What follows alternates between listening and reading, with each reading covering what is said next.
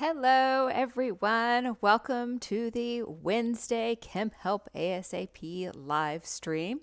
I hope you guys are doing well tonight or today, sorry. And what I heard and what I saw, like what's being viewed, it seems like doing some more significant figures and especially the mixed operations is a really hot topic right now, which makes sense because, again, most of you are starting classes because it's the fall, and that's one of the very first things that either you do in class or your professor or teacher might say, hey, by the way, I want you to do sig figs. And so you might be trying to learn it on your own as well. So I'm going to start with some examples of significant figures and mixed operations. And then we'll switch gears and we'll talk a little bit about subatomic particles and we'll count them up. And I'll show you how changing the different particles, how that affects the atom itself. Okay, so let's go ahead and get started. Okay, it looks like OG Benchmarks has joined us, which is great. And let's go ahead and get going. Okay. So here are our sig figs and our mixed operations. Now, I didn't put the rules down on the sheet for these. I just wanted to jump straight into sig figs. However, if you need a refresher on the rules for using significant figures, either using them in addition, subtraction, multiplication, division, because of course they're two different sets of rules, or if you need help counting sig figs, I do have other live streams and other videos that cover both of those things. But I'm going to work forward here under the assumption that you are at least familiar with how to count sig figs and what the rules are, and now we're going to apply them to a mixed operation type of equation. So let's go ahead and get my pen up. We have our first problem. So you can see we've got subtraction here, a division here, and then an addition here. So again, it's a mixed operation. We've got some multiplication, division, or really just some division, and then addition, subtraction.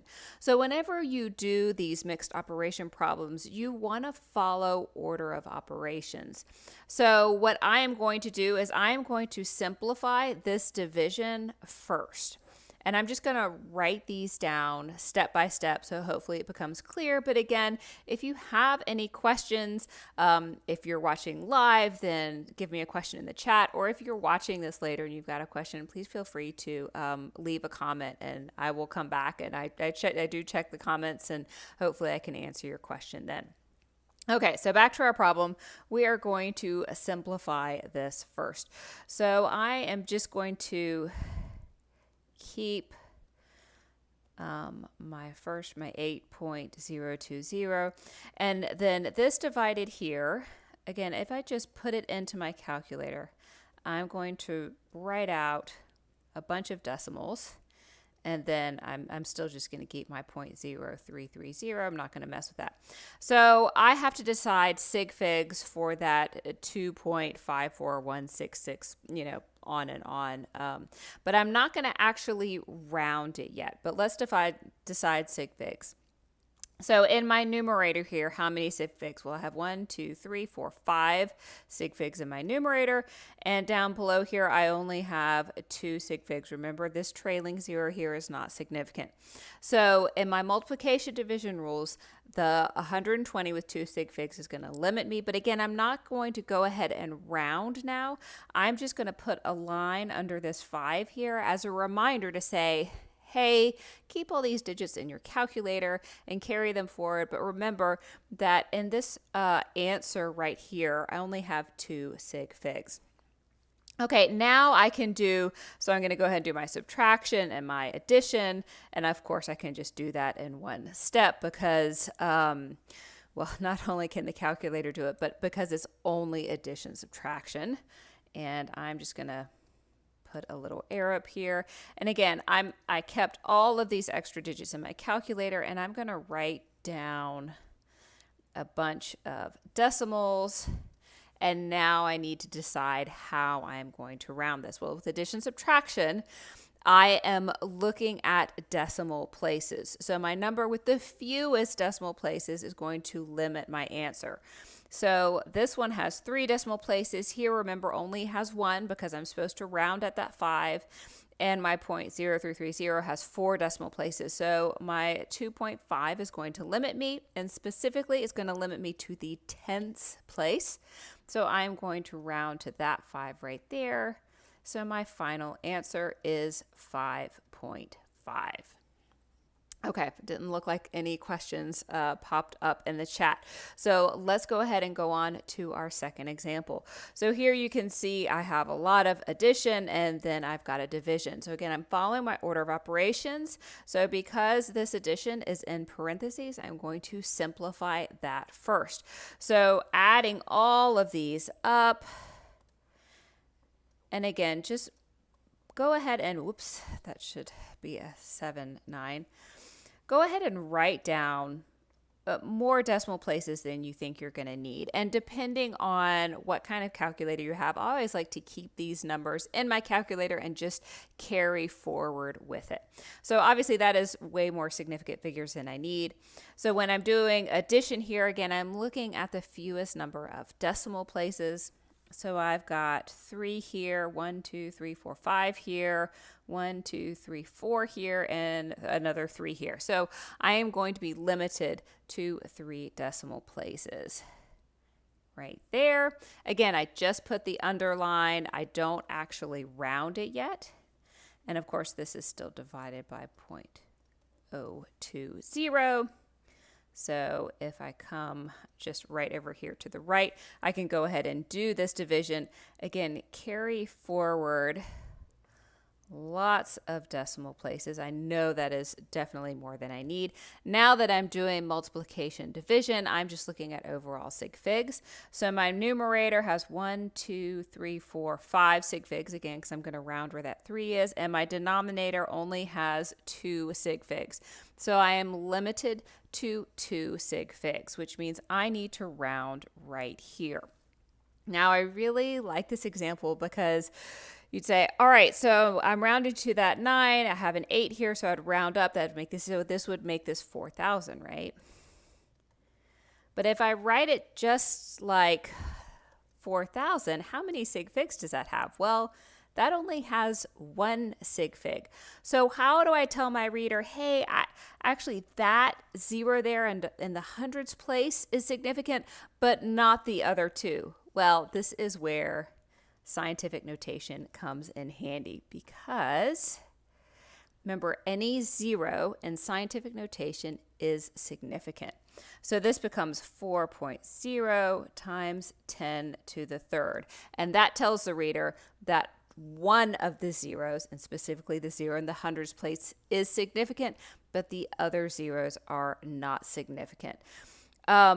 There really is no other way to let the reader know, in this case, when you've rounded and there are some zeros that are significant and some zeros that are not significant. This is the way you let the reader know which zeros are significant and which are not significant. Okay. All right, good. No questions. So hopefully that means everybody is still with me. Let's keep going. Let's do another problem. Okay, so here I've got some addition, and then I've got some multiplication, and I've got a little bit of scientific notation thrown in here too. So the first thing, again, I'm going to follow my parentheses. I'm going to do that first. And I've got this addition here with one number that's in scientific notation and one number that is not in scientific notation. So you can either take the number that is not in scientific notation and put it in scientific notation, making sure that you have the same exponent, or you can take this second number that is in scientific notation and convert it into standard notation.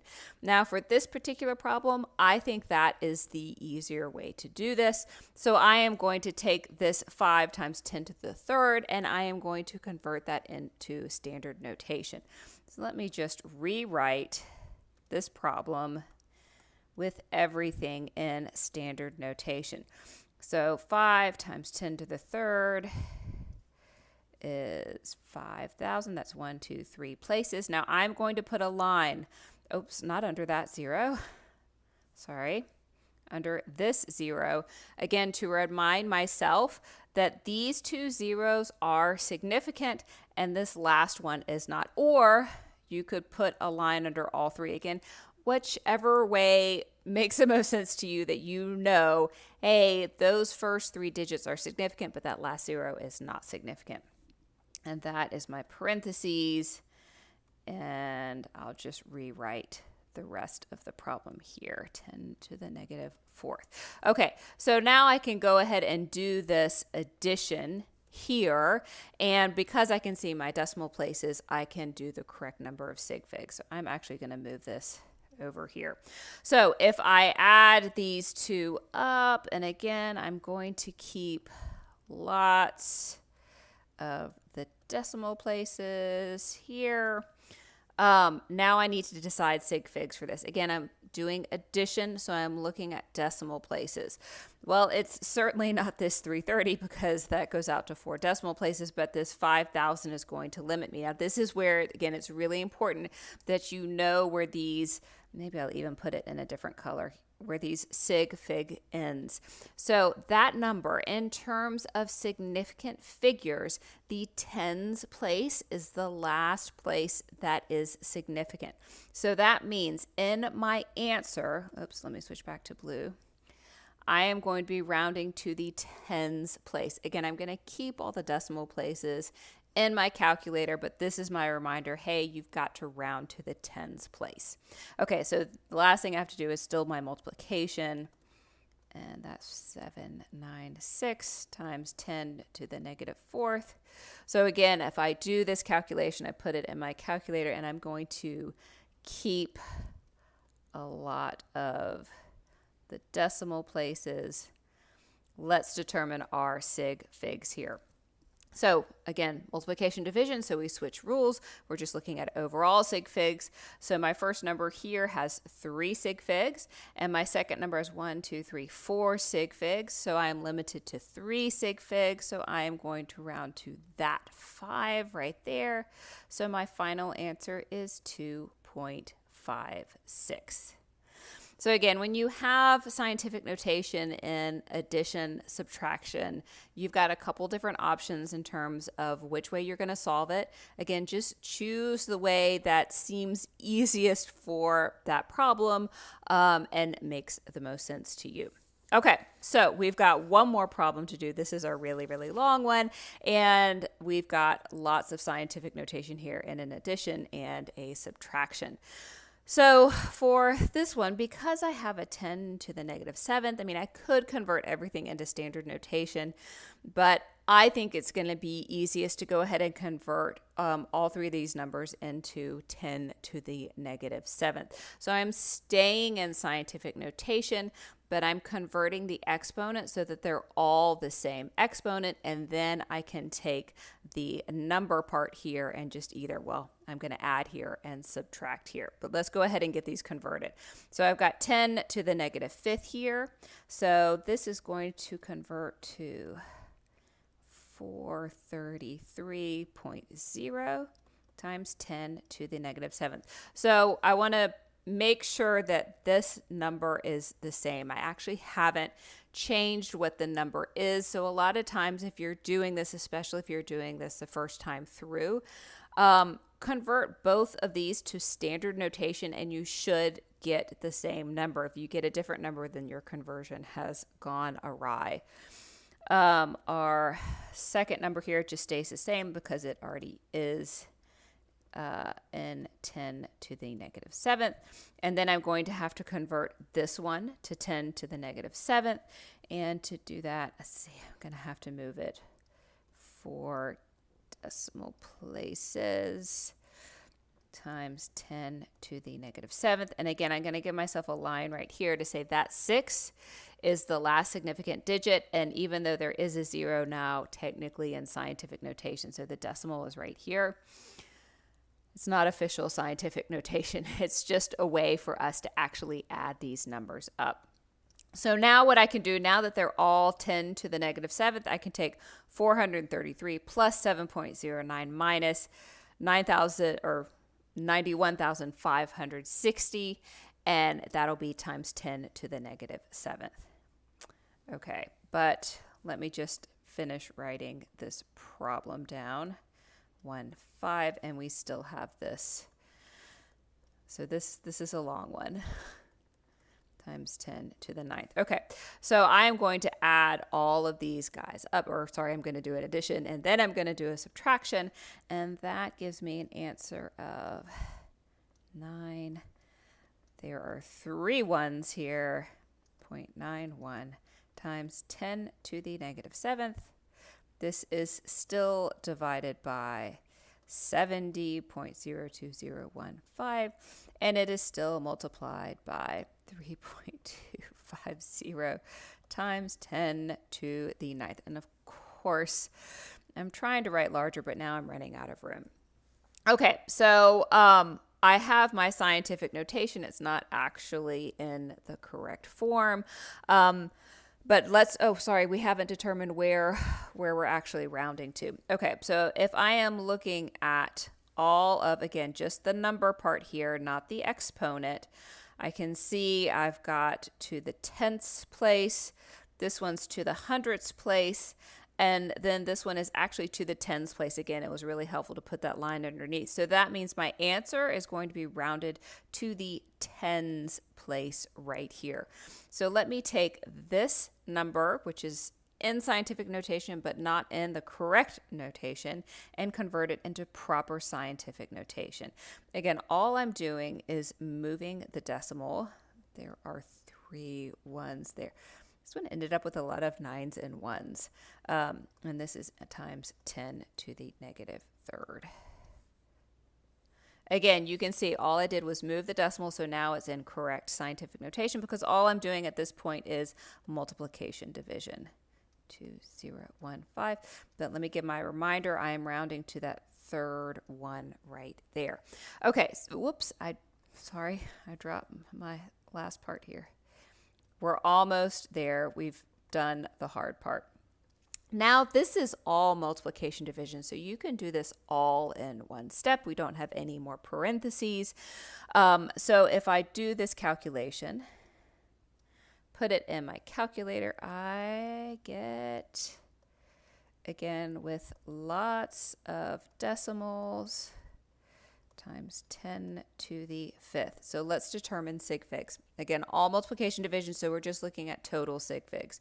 So my numerator here has 1, 2, 3, 4 sig figs. My denominator has 1, 2, 3, 4, 5, 6, 7 sig figs. And then this has 1, 2, 3, 4 sig figs. So we are going to be limited to 4 sig figs, which means 1, 2, 3, 4. I need to round right here. So my final answer, actually, you know what? I don't want to have to squash it right there. So that if you happen to be viewing this on your mobile phone, you can actually see what it is. I'm going to put it up here. 4.229 times 10 to the 5th. Again, for this addition subtraction, I chose to just alter the scientific notation so that it's all with the same exponent. But if it makes more sense to you to put everything into standard notation and count up decimals that way, that is 100% fine. You will still get the same answer. This is, again, a place where I really like to encourage students, choose the way that makes the most sense to you. You don't have to do it a certain way. As long as you get to the right answer, that is what matters. Okay, looks like there are no questions. So that is it for our review on sig figs and a little more mixed operation problems.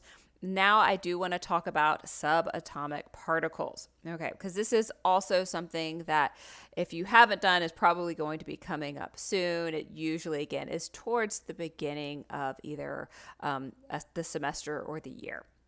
Okay, so when we talk about subatomic particles, we really split this up into 2 different categories, those that are in the nucleus and those that are outside the nucleus. Okay, so in the nucleus, we have the proton and the neutron, and outside the nucleus, we have the electron.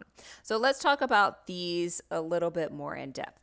So the proton, it has a positive charge discovered by Ernest Rutherford, and the number of protons determines the identity of the atom.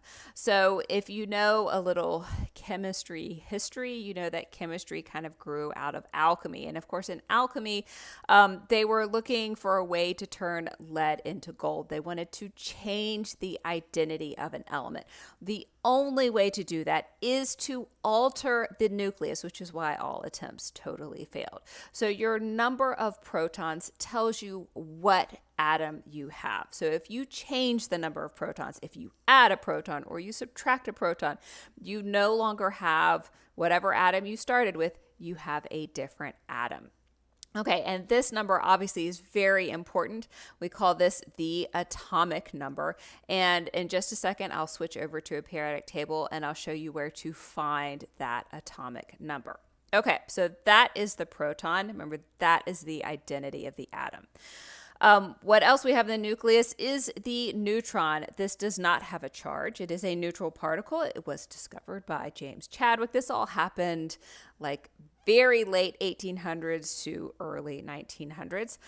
And the number of neutrons determines what isotope you have. So you can have, and we'll actually do this, you can have different kinds of carbon atoms. They all have the same number of protons because that's the identity, but they have different numbers of neutrons, and those are isotopes. It's the same atom. You have the same number of protons, but you have different numbers of neutrons. And we will actually calculate for isotopes how many neutrons each has, and you can see how it changes. Okay, and finally, outside the nucleus all alone is the electron. Now, the electron is the negatively charged particle. It was discovered by J.J. Thomson, and the number of electrons determines the charge of an ion. Now, this is not 100% true because it's really the balance of the electrons and the protons that determines the charge. But obviously, if you change up the number of electrons, then you are going to create a charged species. You're going to create an ion, which actually leads me to my next page. So again, proton is the identity. Neutron gives the isotopes. Electrons will create an ion. Okay, so talking about all of these numbers, we use the form AZX. So X here is the element symbol. So for carbon, X would be C. For hydrogen, X would be H. A is your mass number, and that is written in the upper left, and Z is your atomic number. Again, this is given on the periodic table. This is your identity of your atom. Now, there are a couple different rules to keep in mind. So for your mass number again is A here, which is written up here. Your mass number is equal to your number of protons plus your number of neutrons. Now, what we're going to do in the following examples is we're going to be calculating our number of neutrons. So in order to calculate our number of neutrons, we are going to take our mass number and we're actually going to subtract our number of protons. So that is how we get our number of neutrons. It derives from this mass number. Now, this is where I think students get confused. They think the mass number is the number of neutrons. It's close, but not quite. So remember, your mass number is actually your number of protons plus your number of neutrons. Okay, now we're going to talk about charges, how we're talking about electrons. So if we have a neutral atom, then our number of protons, which have positive charges, and our number of electrons, which have negative charges, are the same. So if you have one proton and one electron, you have a neutral atom. But we can change our number of electrons without changing the identity of our atom.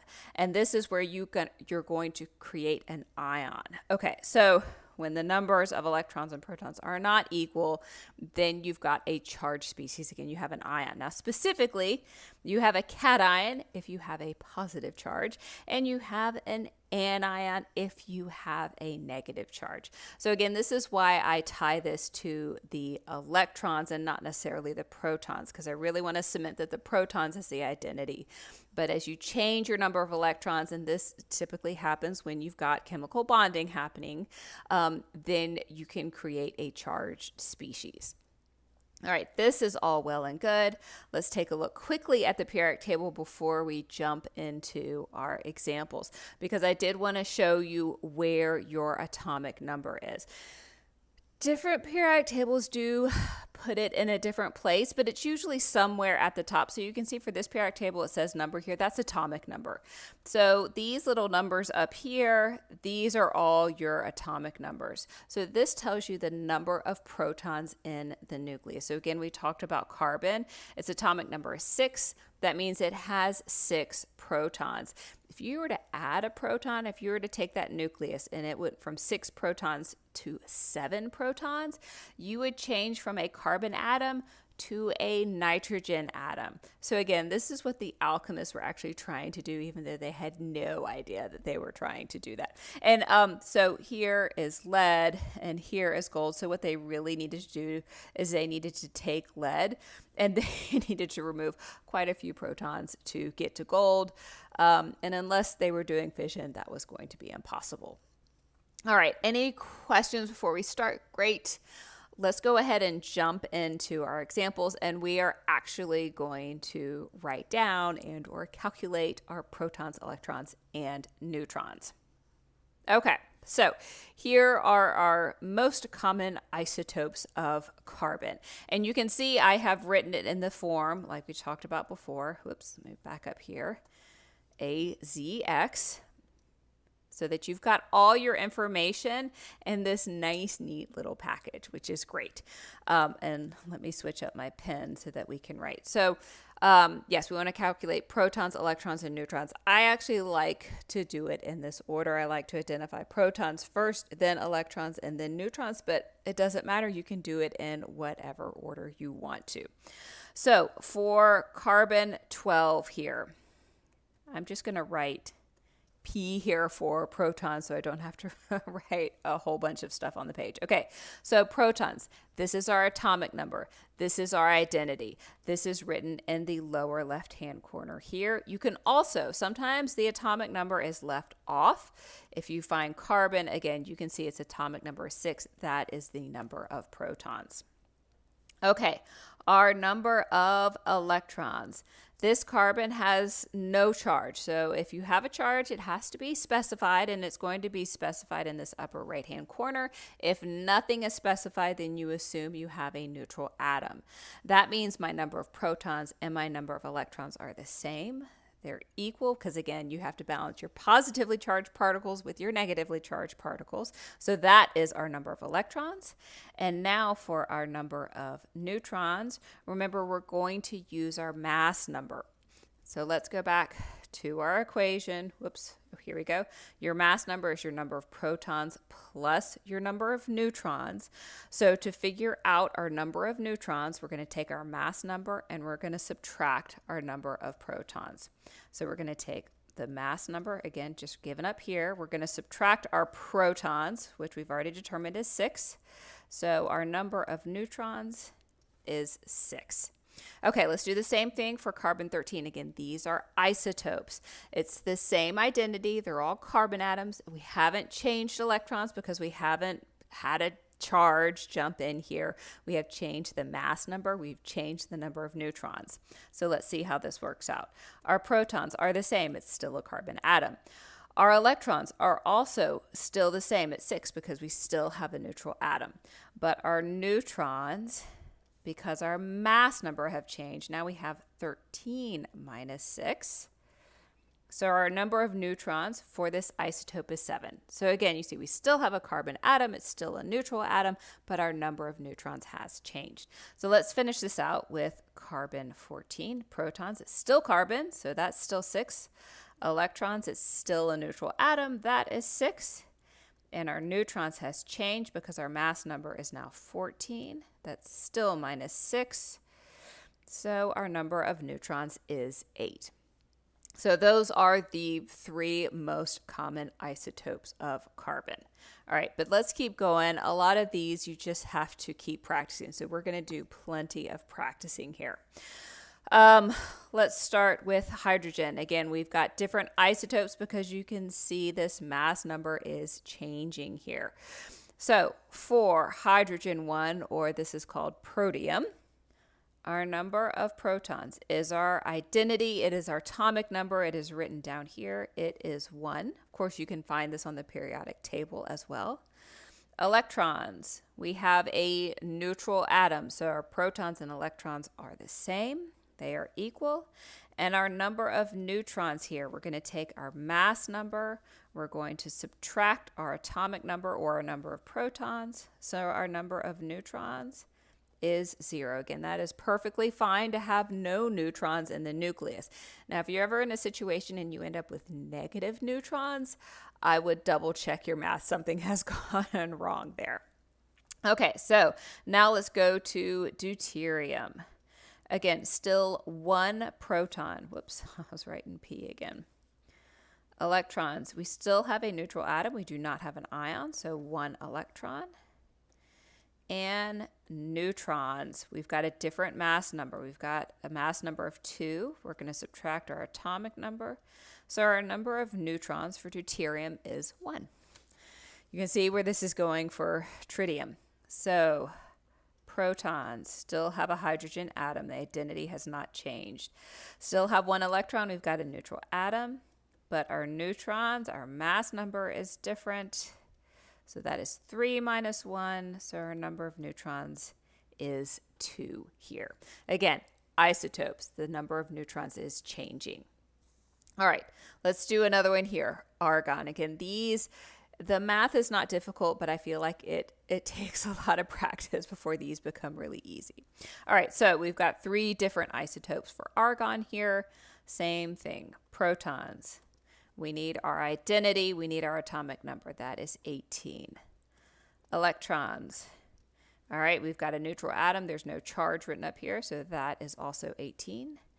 Neutrons. Let's take our mass number, 36, minus our atomic number, 18. So our neutrons here are 18. Okay, let's go on to argon, 38. Protons, still 18. Electrons, also 18, still a neutral atom. Our neutrons, this is going to change. So now we have a mass number of 38 minus our atomic number. So our number of neutrons is now 20. So the isotopes we've done before, we've just added 1 neutron, but you don't have to just add 1. You can add 2 or 3 or 4. So isotopes don't necessarily go by stepwise 1 neutron either added or taken away. Okay, and you can see here we've gone to argon 40, but let's go ahead and get our protons and electrons in.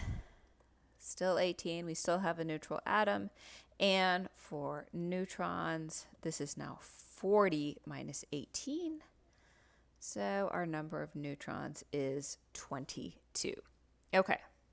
So we've got a question here. What is the difference between the different isotopes? Yeah, so that's a great question because it's really the definition of what an isotope is.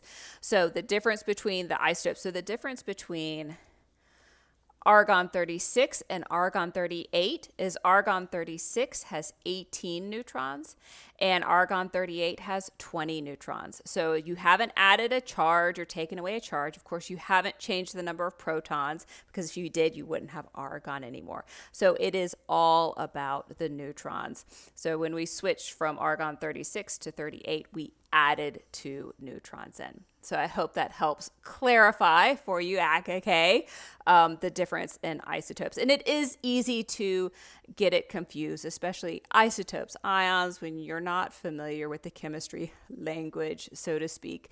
You think, wait, how are the isotopes different versus the ions? But this is where it just takes practice over and over again. Okay. Let's keep going because I have more examples here. So this is going to be our last example. I wanted to do a lot where we don't mess with ions yet, but I definitely want to get to where we're also dealing with ions.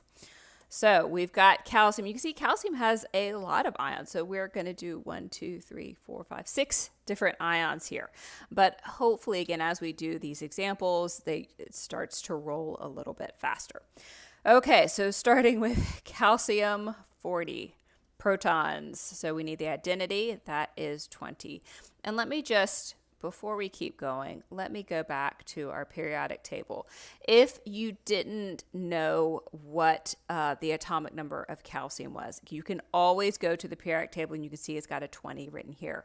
So oftentimes, and we will see this in later examples, they don't give you the symbol of the element and the atomic number. They will give you one or the other, usually the atomic symbol. Just go to your periodic table, find your atomic number. It's going to be right there. Okay, so let's go back to calcium. So we've got 20 protons. We still have a neutral atom, but let's go ahead and calculate our number of neutrons. So we're going to take our mass number, which is 40. We're going to subtract our atomic number. So our number of neutrons here is 20. Okay, so let's go to calcium 42. We still have calcium, so protons are still 20. Electrons, we still have a neutral atom. That is also 20, but we've got a different isotope, so we will have a different number of neutrons. So again, I'm going to take my mass number, which is 42. I'm going to subtract my atomic number, which is still 20. And so calcium 42 has 22 neutrons. So we have added 2 neutrons to get this new isotope. All right, calcium 43. Protons still the same. It's still calcium. Electrons are also 20 because we have a neutral atom. Neutrons, this is going to change. So we have a different mass number. This is now 43. Still subtracting our atomic number, which is unchanged. So our number of neutrons is 23. So hopefully you can see where this is going for our other isotopes. Protons, 20. Electrons, still 20.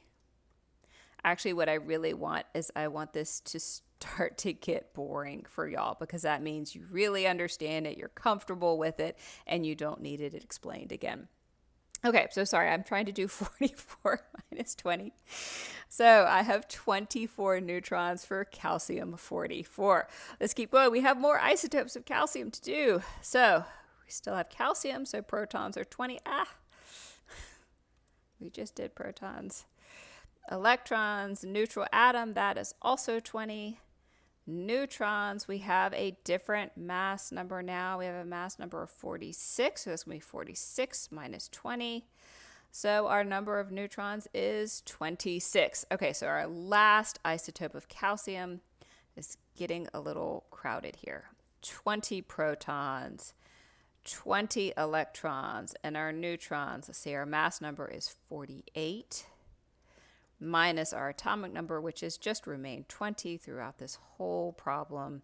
So our number of neutrons is 28. So again, we've got lots of different isotopes of calcium, and you can see our number of neutrons has changed, has actually increased as we move from left to right. But if you see the protons and electrons, those have all stayed the same. And what's really important to focus in on here is the protons have stayed the same because we haven't switched away from calcium. We have all calcium atoms. Okay, let's go with some ions here. So now we're going to play around with our electrons. And first we're going to just play around with our electrons, and then we're going to do an example where we're going to have different number of neutrons and different number of electrons. But for now, we're going to stick with the same isotope. So we've got we've got different ions of chlorine. So you can see my mass number is staying the same, and of course my atomic number is staying the same. It is chlorine. But I have in this first chlorine atom, I have no charge. It is a neutral atom. But you can see in my second atom, I've got a charge now of -1. So that is going to change up my number of electrons. Okay, so let's walk through this. So starting with the neutral atom, this is just like we did before. Our number of protons is our atomic number is number 17. Our number of electrons, this is a neutral atom, so our protons equal our electrons.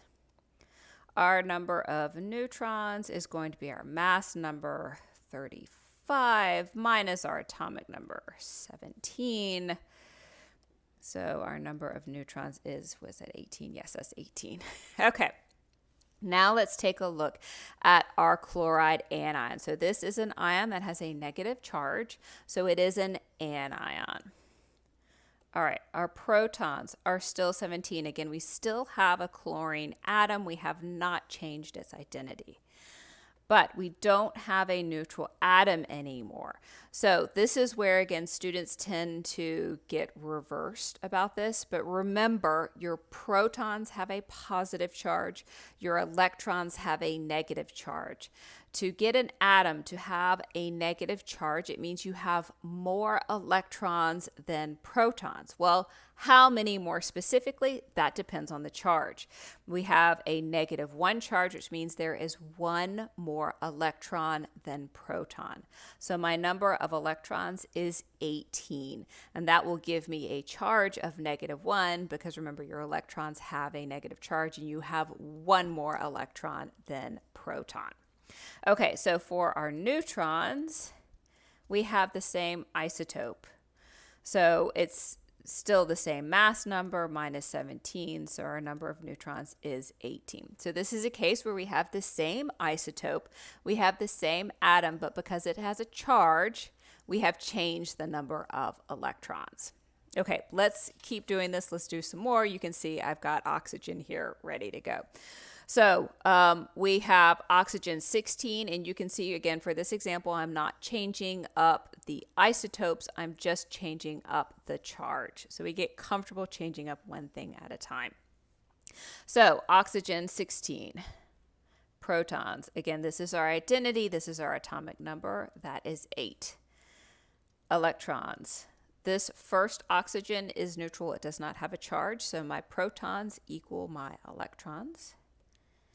And neutrons, I'm going to take my mass number 16, I'm going to subtract my atomic number 8, and so I have 8 neutrons. Okay, all well and good, right? Let's go on to some more. Again, these are anions, these have a negative charge. Don't worry, we'll do some cations too. I still have an oxygen atom, its atomic number is 8. But now I have changed up my number of electrons, remembering that electrons have the negative charge, protons have the positive charge. To give this oxygen a charge of -1 means I have one more electron than proton, so I have 9 electrons. For our neutrons, I'm not going to keep doing the same calculation because it is going to be the same. We still have 8 neutrons because my isotope has not changed. I have the same mass number. But let's go on to oxygen with a charge of -2. This is generally when oxygen is an ion, it's going to have a charge of -2, not -1. Okay, protons, that's still 8. I still have an oxygen atom. Electrons. To get a charge of -2, it means I have 2 more electrons than protons, so I must have 10 electrons in this ion. And my neutrons are totally the same because my mass number has not changed. I have 8 neutrons. Okay, let's make sure that we have, okay, so we've got another question. What does the difference in neutrons affect though? I mean, like the difference in electrons affects the charge of the atom. I'm also kind of confused. Can the ions have different isotopes too? Okay, yes, these are great questions. So the only difference in terms of the neutrons is it just changes what isotope you have. But again, it doesn't change the identity of the atom or the charge. And remember that your protons and neutrons are in the nucleus, so they don't participate in any of the chemical bonding that you'll see later on.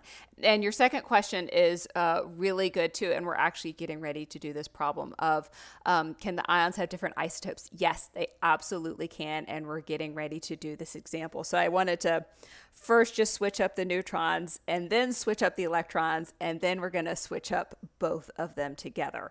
But again, if you start switching up protons, you're going to change the identity of the atom. So the neutrons really is just with the isotopes. So isotope equals different number of neutrons, keeping the identity the same are just isotopes. So even if you think about carbon, if you have a sample of graphite, you're going to have mostly carbon-12 atoms, but you're going to have a few carbon-14 and maybe even just a few carbon-13, but it's all still carbon. It doesn't mean they're charged. It doesn't mean like, oh, you can't write with a pencil that has all carbon-14 atoms. No, they're going to behave exactly the same way. But those are really great questions. That's excellent. I love how you're thinking about that. But let's get on to your second question, and let's start changing up not only electrons only or neutrons, but let's start changing up everything, because this is kind of where it all starts to come together.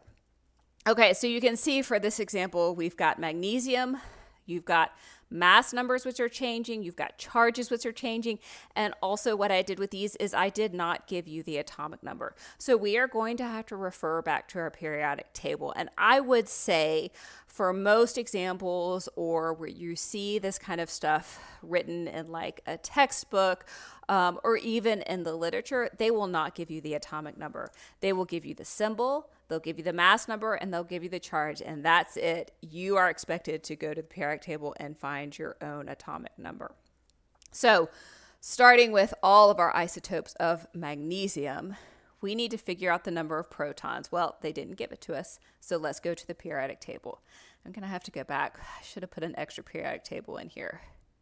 Okay, so finding magnesium. Magnesium is right here. Its atomic number is 12. That means I have 12 protons for my magnesium atom. So let me go all the way back over here. Protons, 12. I'm actually going to write in a 12 right there as well. And I'm going to put 12s in for these magnesium atoms as well, because again, that is the identity. We have all magnesiums, which means the atomic number is always 12, which means the protons for all of these atoms is 12. All right, so protons, 12, electrons. Okay, this magnesium atom does not have a charge, so that means protons must equal electrons.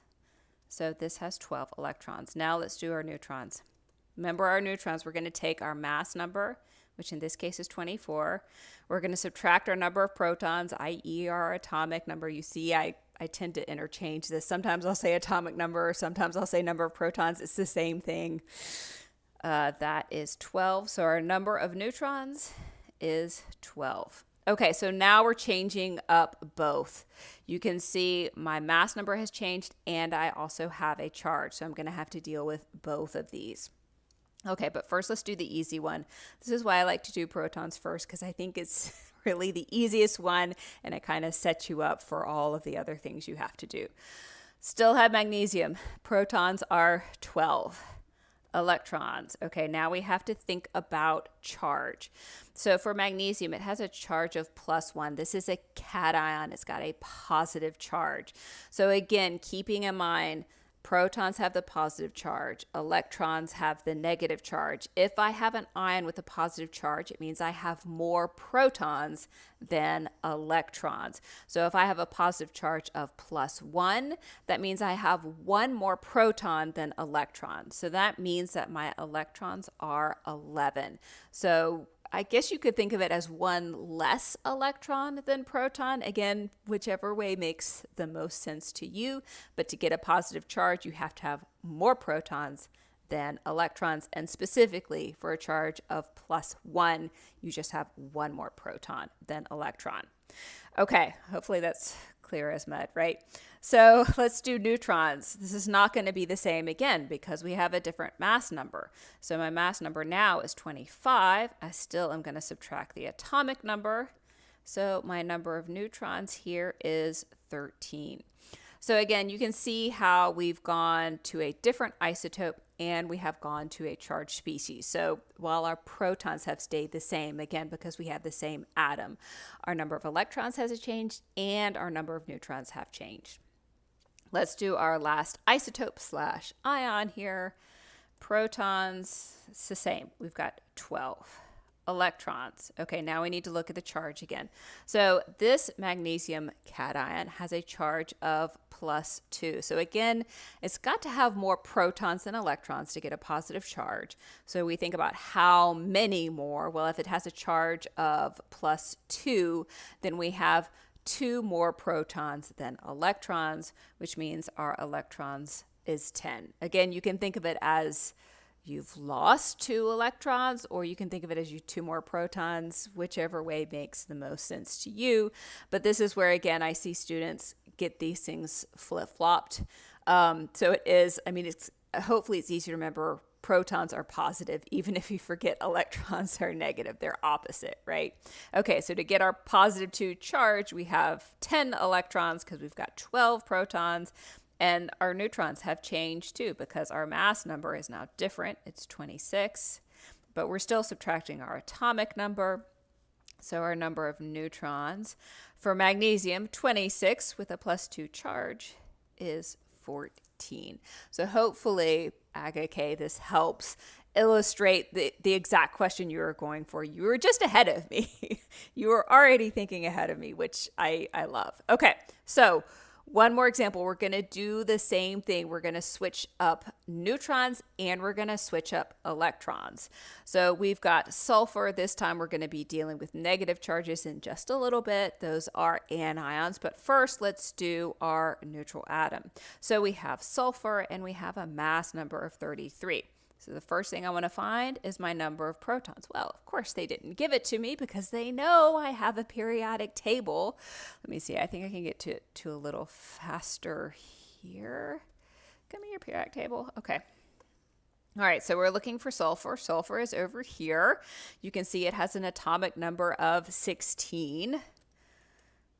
So, oops, one more. So sulfur, atomic number of 16. I'm just going to write it in for all of these guys because these are all sulfur. So my protons, 16 protons for sulfur.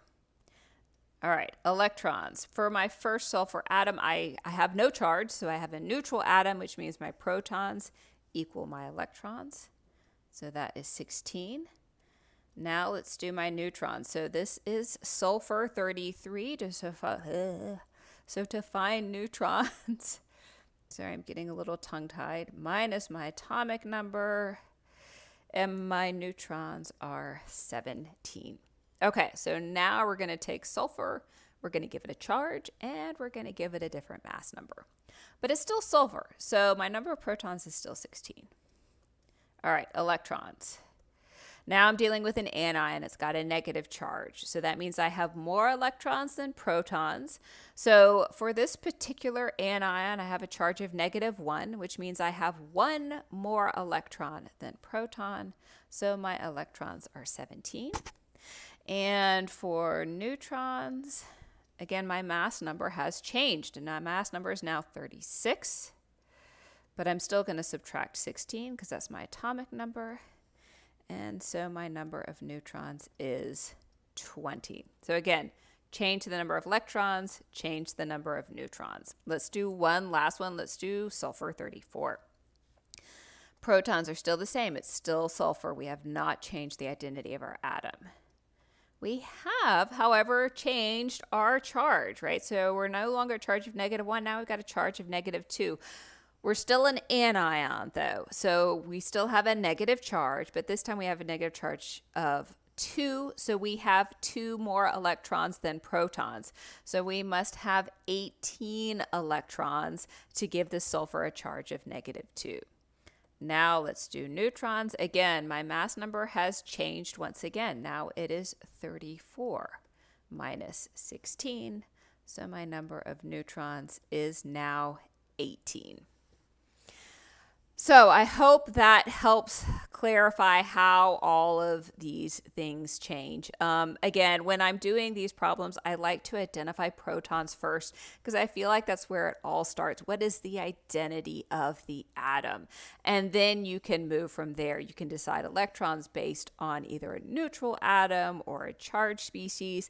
And of course, your neutrons are based on your mass number minus your atomic number. So hopefully this is maybe a little bit easier now. But as always, if you've got more questions, please feel free to contact me. You can leave a question in the comments. You can find me on Facebook and send me a question. You can email me a question. That's totally fine. So we really want to know what you're finding most difficult in your classes and what topics you want to see. So always feel free to let me know what topics you're struggling with, what topics you want to see in the next live stream. I do keep an eye on what videos are getting viewed the most, and that also gives me an idea of what you guys are searching for. But we are here for you, so we just want to know how to best serve you. So I hope you have a great rest of your Wednesday, and I will see you next week. Bye.